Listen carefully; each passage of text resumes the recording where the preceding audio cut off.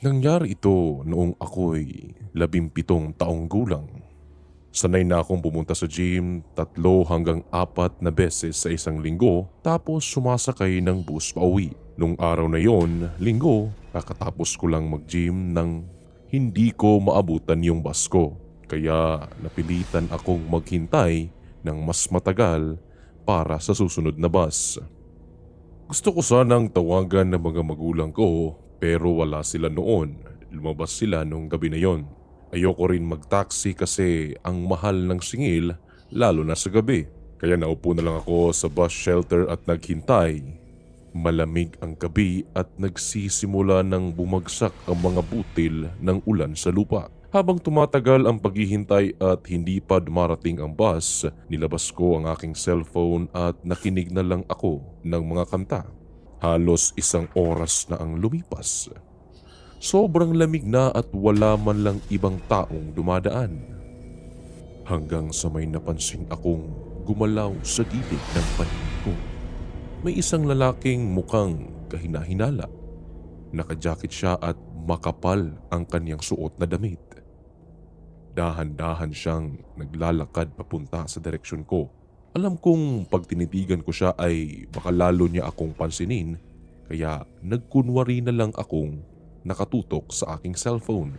Umupo siya sa kabilang dulo ng bus shelter at hindi ako tinigilan ng titig. May kakaiba talaga sa kanya. Parang lasing o high sa droga. Tapos bigla niya akong tinanong, "Kailan darating ang bus?" Inalis ko ang aking earphones at sinagot. Sa tingin ko na-delay kasi umuulan.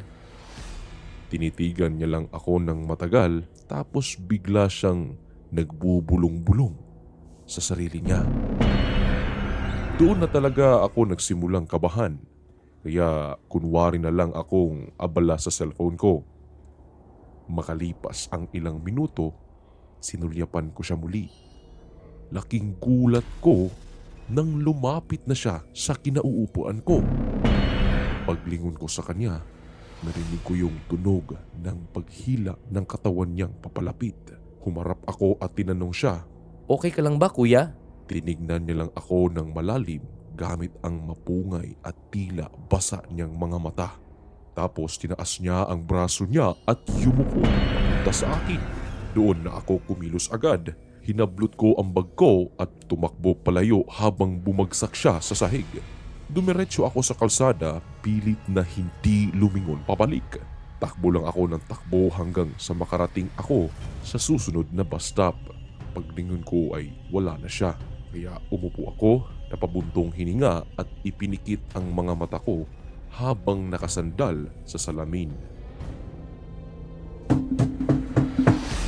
Nagulat ako at agad na tumingin sa likod. Nandun na naman siya. Nakatitig sa akin sa kabilang gilid ng salamin. Ano bang problema mo? Sigaw ko. Tapos dahan-dahan siyang umikot papunta sa akin. Gusto ko nang tumakbo pero naiwan ko ang aking bag sa bus stop. Hindi ko maiwan yon. Bigla siyang sumugod sa akin at umilag ako sa kanya. Bumagsak siya sa sahig at natamaan ang kanyang muka at siya ay duguan. Napahinto ako sa gulat at doon ko nakita ang dugo sa mukha niya. Sinubukan ko siyang kausapin pero hindi siya tumutugon. Agad akong tumawag ng pulis at ambulansya. Dumating sila ilang minuto lang ang lumipas. Ikwento ko ang mga nangyari sa pulis. Sabi ng pulis, nakagamit daw ito ng ipinagbabawal na gamot at uminom at lasing na lasing. Nakita raw nila ang isang larawan sa wallet niya, picture nila ng anak niya. At ang nakakagulat, kamukhang kamukha ko ang anak niya. Ayon sa ulat, natalo siya sa isang custody battle at nawalan ng karapatan sa anak. Doon daw siya nagsimulang mawalan ng kontrol sa sarili. Dinala siya sa psychiatric treatment at yun na ang huling beses na nakita ko siya. Di nagtagal, kumuha na ako ng aking driver's license at simula noon, hindi na ako sumakay ulit ng bus.